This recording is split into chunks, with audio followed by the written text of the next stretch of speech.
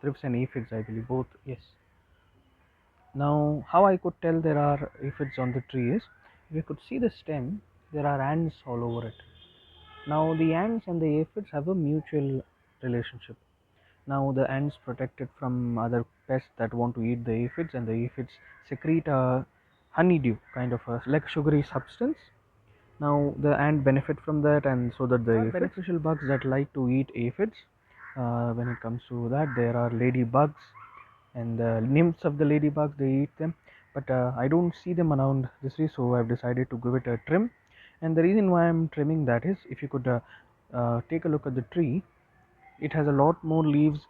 Everything is covered, it's not open. If you zoom into the other one, both of these are Thai kg 10 guavas, if I've forgotten to mention that. Now if you could zoom into this leaf, I've given it, this is called tipping. I'll show you guys why I do this as well. Here it is. And now if you could see this tree, it's a lot more open, more sunlight going through, wind can easily go through it. And if you check the leaves, yes, there are ants, but I don't see that many aphids. But this plant over here, the one we are focusing on today, fix this, I would like to make a few cuts. Now I don't want to necessarily cut off branches, because I like the shape of the tree very much, because it looks like a vase, it's going a V, and there are a lot more branches outwards, so we don't want to disturb that. I want to preserve the same shape, but I'll make a few cuts so light and air can pass through from the plant. So we can go ahead and get started. Now I'll show you guys what you need to do. So here we go. Now I'm going to select a few. Now there are no crisscross branches, that's a good thing. We don't want crisscrossing branches, stop light. Now the problem here is, there are leaves, there are old leaves, new ones, which block the sunlight. Now we'll go ahead and from the bottom cut a few more over here, and the shape that I was talking about. See, the bottom leaves have ants on them, aphids.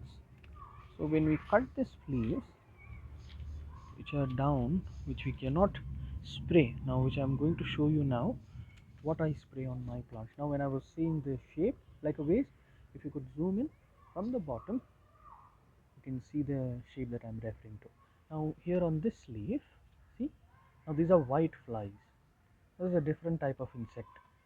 Now these are difficult to get rid of, which in my experience, my personal experience, as we do not use anything inorganic, no chemicals, nothing as such, so it is a little difficult. Now that is done, I believe.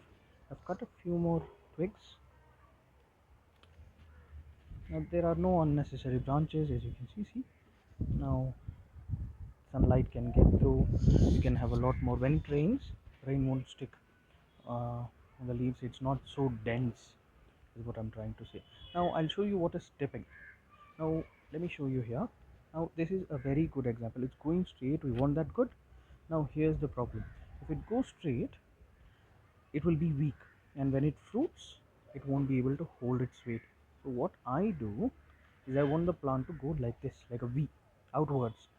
Now this is a clean cutter. I have gone ahead and put a little bit of hand sanitizer on it, which is alcoholic, 90% alcohol I believe it was. So here's what we do. Go ahead and separate this, and we go like this. So what this does is, we have removed the growth spurt, which was going to go straight. Now instead of going straight, there are two dormant buds here, two dormant buds. Now there's no apical dominance. Now because of that, these two buds are going to break out, they're going to go out of dormancy, and we'll have two more separate branches. Maybe I can show you guys that in the future. Now coming to this one, yes, I'm going to do the same one here. Now this one, I want to take it back here. I don't want to cut here, because if I do that, if you could have a look here, there are two buds here, two buds here. Now if I cut it here, break its dormancy. From here I don't want that. Now I'm going to cut it here, so it breaks its dormancy from here. Yeah, see, from here. Now we're going on to the next, a few more branches here. I don't want to touch this one, because I want to go ahead and make it look like, oh, here's one more insect. Here we go. This shows the plant is organic, no pesticides, nothing as such. There are bad bugs, good bugs around. So Here's one, I'll show you the remedy for that as well. Now I don't want to cut this yet. I don't want to pinch, or I don't want to stop this bud, because I want it to go a little more further out, like straight, and then I'm going to cut it. To the second part of our video, that is spraying. Now we have gone ahead and got rid of a few leaves, a few twigs. Now that should allow more air to come through, some more sunlight, so that should in theory reduce aphids. But for the time being, I'm going to spray the plant. This is a spray bottle that I use because it's a big spray bottle, because I have a lot more plants to cover. So I've added half a teaspoon of shampoo. That's any shampoo that you can use. If you have dish soap, that is also good. You just mix it with the water, and then you go ahead and pump, and you start spraying. As simple as that. Gardening doesn't have to be difficult. Go ahead and just spray the plant like this evenly. If you could go ahead and do this. The white flies are a little more difficult, as I said, because they hide under the leaves. These are a little difficult to get to. Once you do, you can spray them out like this. This one has a little more.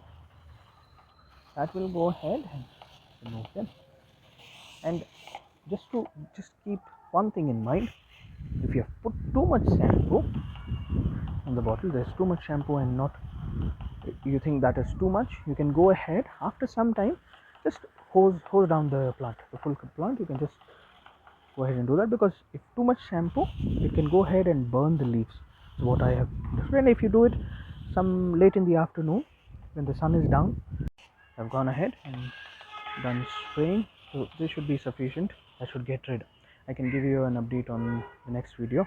Now one more thing that I would like to cover. Now there are leaves which I've taken down, then there are a few more trimmings that I have done around the terrace today. So I'll show you guys what I do with them.